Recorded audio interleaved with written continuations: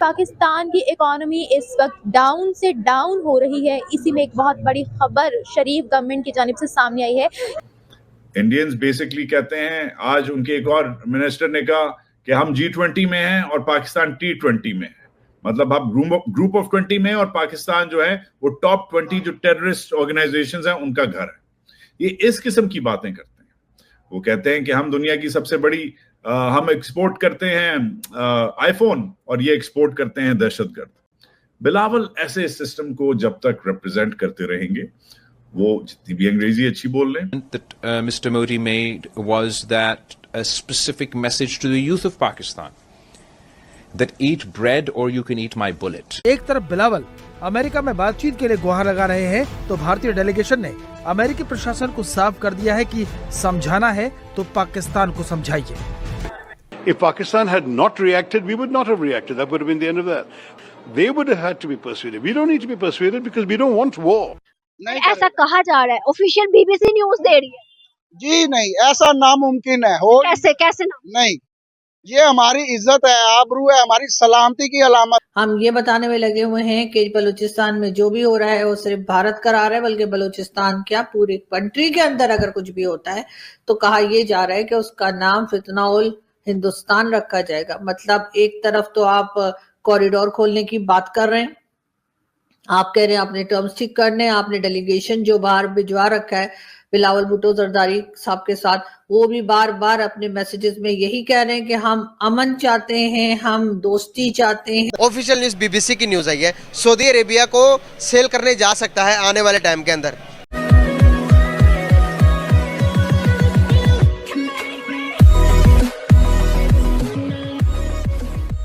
नमस्कार दोस्तों, अब इंडिया जिस तरीके से ग्रोथ कर रहा है, और ऐसा नहीं कि सिर्फ इंडिया सोच रहा है, ऐसा दुनिया के सारे कंट्रीज जो है यही सोच रहे हैं कि भाई हमारा ग्रोथ कैसे किया जाए, इकोनॉमी कैसे बढ़ाई जाए, लोगों को अच्छे रोज़गार कैसे दिए जाए, लोगों को अच्छी लाइफस्टाइल कैसे दी जाए। यही तो किसी भी कंट्री के लीडर की या फिर किसी भी कंट्री की यही तो सोच हो सकती है।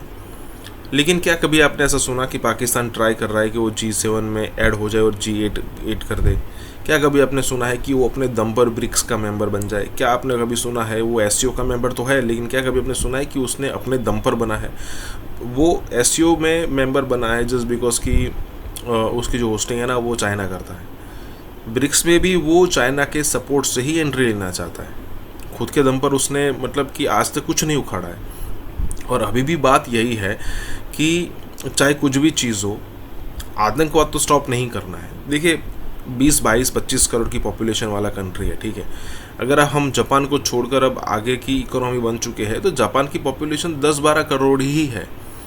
अगर पाकिस्तान चाहे तो पाकिस्तान के पास भी 25 करोड़ की 22 से 25 करोड़ की पॉपुलेशन है, वो अच्छी खासी चीज़ें कर सकता है। लेकिन नहीं, अगर किसी कंट्री की हेल्प लेनी पड़े, अगर वॉरफेयर कम करनी पड़े, अगर हथियार कम परचेस करना पड़े, अगर ग्रोथ पर ध्यान देना पड़े तो वही तो करना चाहिए। लेकिन ऐसी कोई चीज़ पाकिस्तान के अंदर मौजूद ही नहीं है। इसी के साथ ये वीडियो शुरू करते हैं। और हाँ दोस्तों, एक और रिक्वेस्ट है आपसे कि कृपया करके हमें सुपर थैंक्स के माध्यम से मदद करना ना भूलें।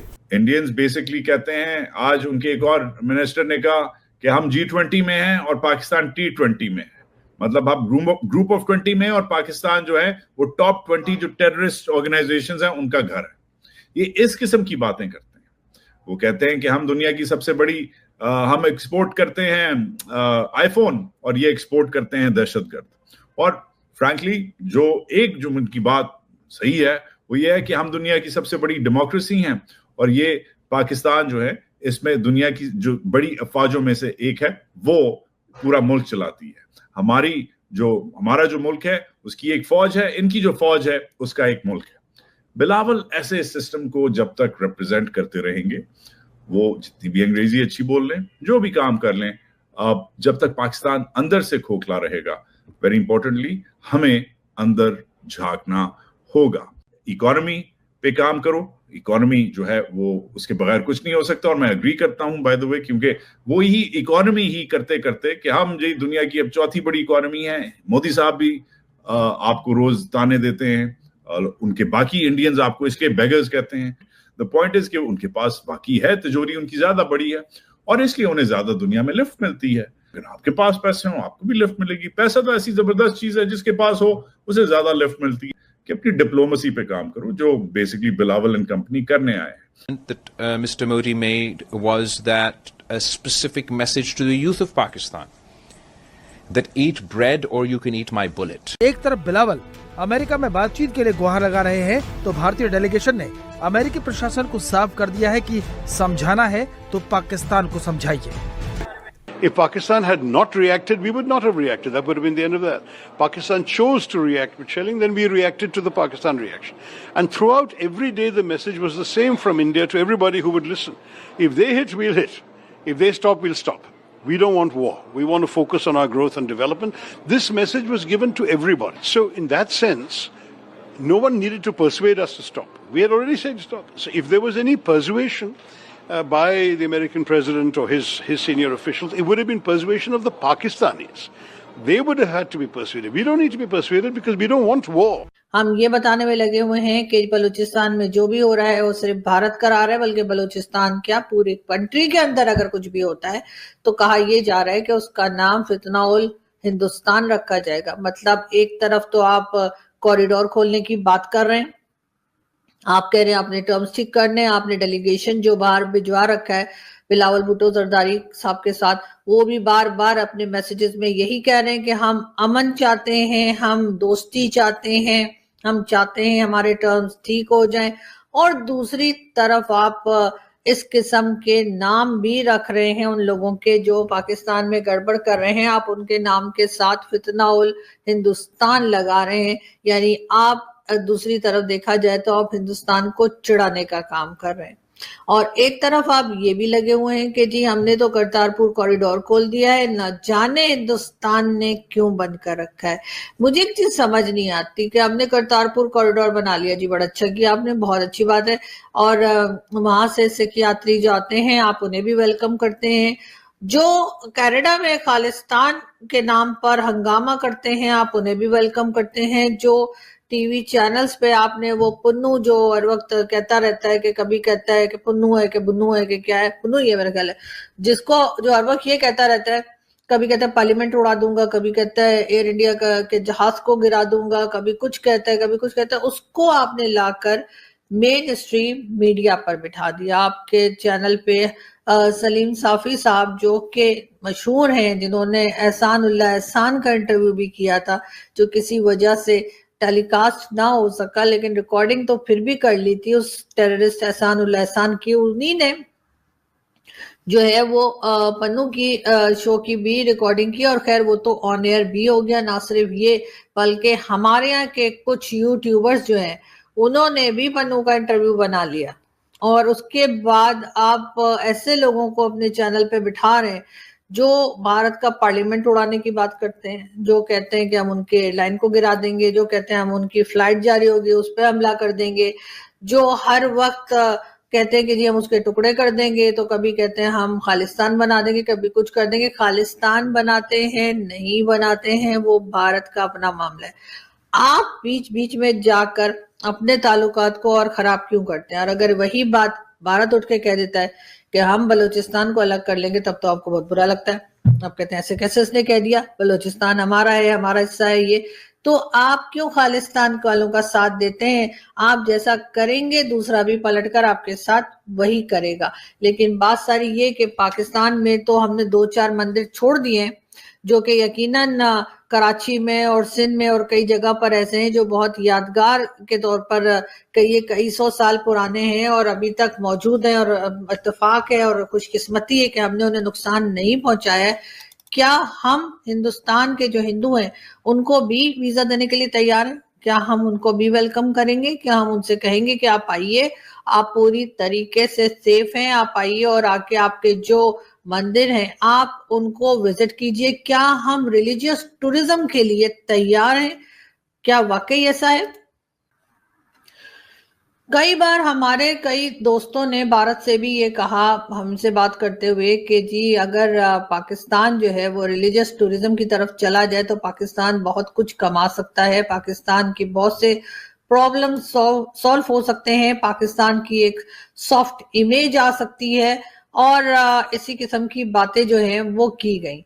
बहुत अच्छी, मुझे भी उनकी बातें बड़ी अच्छी लगी, बिल्कुल ऐसा ही है। लेकिन क्या पाकिस्तान इस चीज के लिए तैयार है? क्या पाकिस्तान की गवर्नमेंट इस चीज के लिए तैयार है? क्या पब्लिक को हमने इतना ज्यादा ब्रॉड माइंडेड कर दिया है कि वो कोई रिलीजियस टूरिज्म होने दें? क्या हमने यहाँ पर कोई मंदिर वगैरह कुछ जो है उनको छोड़ के, क्या और मस्जिद मंदिर हमने कोई छोड़ दिए हैं जिसपे लोग विजिट करने आए?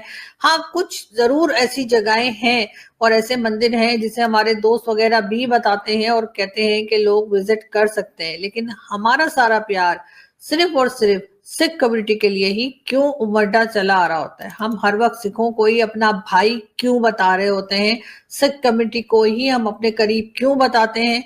हम हर बात में जो है वो कहीं ना कहीं ऐसा एंगल क्यों निकाल लेते हैं जिससे हम ये बताने की कोशिश करें कि जो सिख हैं वो, या सिख कम्युनिटी के जो लोग हैं, या सिख फेथ को जो मानने वाले लोग हैं, वो हमसे जी बड़े नजदीक हैं। और दूसरी तरफ हम कहते हैं कि जी हमने पाकिस्तान इसलिए बनाया था क्योंकि हम हिंदुओं के साथ नहीं रह सकते थे। हिंदू और मुसलमान दो अलग कौमें हैं, हमारी सोच अलग है, हमारा ड्रेस अलग है, हमारा खाने, इसी किस्म का बहुत सा चूरन जो हम काफी टाइम से बेचते आ रहे हैं, 78 ईयर से, वो अभी भी बेच रहे हैं।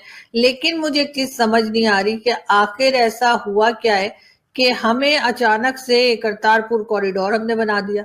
सिख कम्युनिटी को भर भर के हम जो है वो ये बताने की कोशिश करते हैं कि जी वो तो हमारे बड़े नजदीक हैं और हम तो उनके साथ बड़े अच्छे से रहना चाहते हैं और हम तो उन्हें वेलकम कर रहे हैं। यानी एक इस किस्म का लड़ाई झगड़ा जिसमें दोनों तरफ के लोगों ने एक दूसरे के ऊपर अटैक किए, दोनों तरफ के लोगों ने एक दूसरे के ऊपर, किसी ने ड्रोन फेंका तो किसी ने मिसाइल फेंके, और उसके बाद सिख कम्युनिटी के लिए हमारा प्यार है कि बाहर चला जा रहा है। अगर हिंदुस्तान ने अपने गेट खोलने होंगे तो वो अपनी मर्जी से खोलेगा, ना कि हमारे कह देने से कि जी बस गेट खुल जाने चाहिए, करतारपुर के लिए खुल जाएंगे। अगर आप वाकई में ये साबित करना चाहते हैं कि आप बाकी रिलीजन के साथ बहुत अच्छे से रह सकते हैं, आप रहना चाहते हैं, तो जैसा मैंने कहा कि आप यहाँ पे जो मंदिर हैं उनकी भी हिफाजत कीजिए। जो मंदिर रह गए हैं उधर, जो हिंदू कम्युनिटी अगर आना चाहती है भारत से, तो उनके लिए भी वीजा का बंदोबस्त कीजिए, उनके लिए भी सिक्योरिटी दीजिए, उनके लिए भी हर तरह से वो काम कीजिए जो कि ये साबित करे कि हम हर रिलीजन के लोगों को पाकिस्तान में वेलकम करते हैं और हम जी यहाँ पर रिलीजियस फ्रीडम या फिर कह लीजिए रिलीजियस टूरिज्म के लिए जो है वो हम तैयार है। हाल तो हमारा ये है कि अभी कुछ दिन पहले हॉस्पिटल में जो है वो एक अहमदिया लेडी थी, उनकी डेड बॉडी को जिस कॉफिन बॉक्स में रखा गया था, लोगों ने उसको हॉस्पिटल से बाहर निकालकर उस कॉफिन बॉक्स को आग लगा दी, क्योंकि उनका ख्याल था कि इसमें उस लेडी को रखा गया है जो अहमदिया फेथ की थी और इस वजह से ये नापाक हो गया है ये बॉक्स, और उसको आग लगा दी। इस माइंडसेट के लोग हमारे यहाँ रहते हैं।